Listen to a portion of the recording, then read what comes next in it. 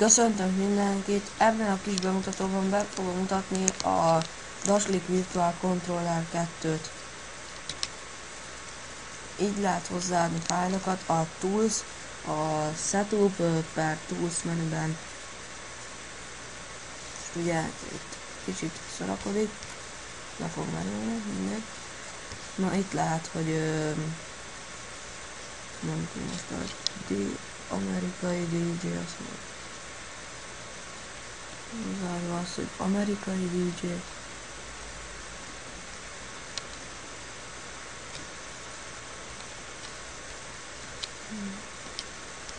Na tehát itt lehet hozzáadni. Leokézom. Oké, most itt van ez a 3. Rákattintok erre a 3D-re. Ez egy előző munkám, bocsánatot kérek.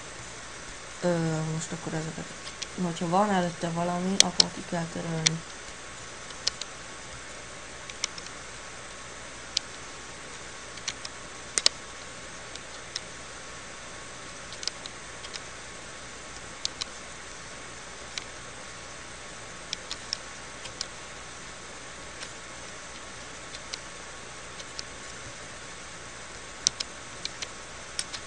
Törlés.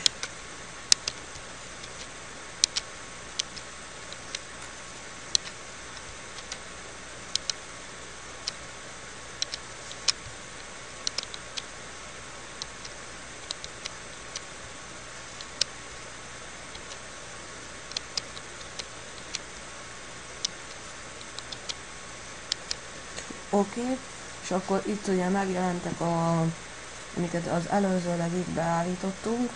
Na itt akkor azt kell nyomni, hogy pat és OK. Oké.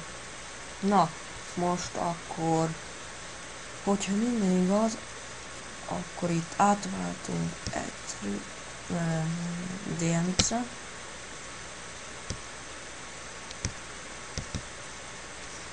Na, akkor egyik. És kezdenézzétek most ott változ. Mindjárt gyorsan beállítom.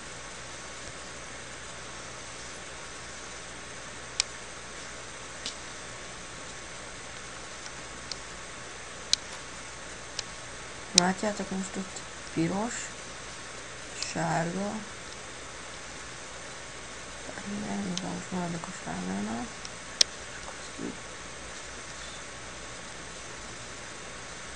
sárga,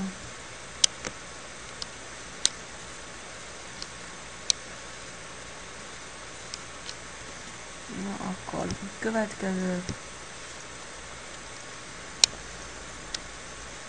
állítani, itt lehet a fényerőt növelni,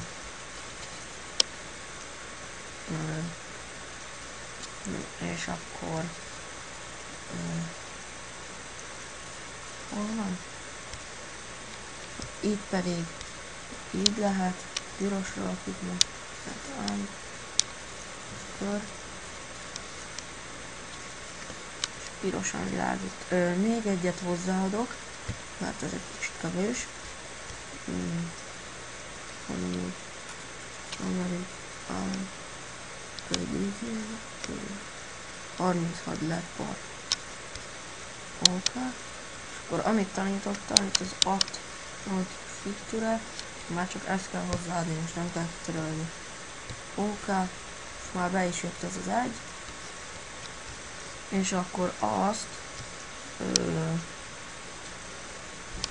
itt most arra van állítva, most zölden fog világítani, hogy felnyom.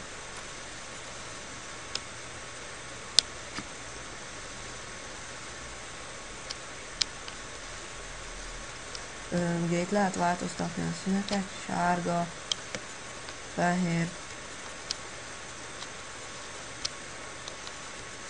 piros, rózsaszín, az összes földön tovább pedig fehér. Pedig kék. Köszönöm, hogy megnéztétek a videót. Következő részben majd tanítom, hogy hogyan lehet felvenni az editorral, meg a többi menüpontot is. Tehát köszönöm, hogy megnéztétek a videómat.